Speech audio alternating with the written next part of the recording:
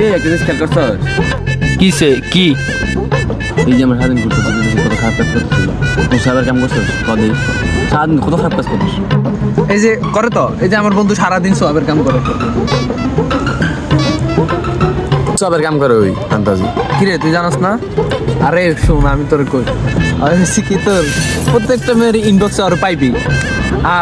আর মনে কর এই যে সিনিয়র জুনিয়র মানে যত মেয়ে আছে সবগুলোর সাথে অ্যাড থাকবো, ইনবক্সে সালাম দিব।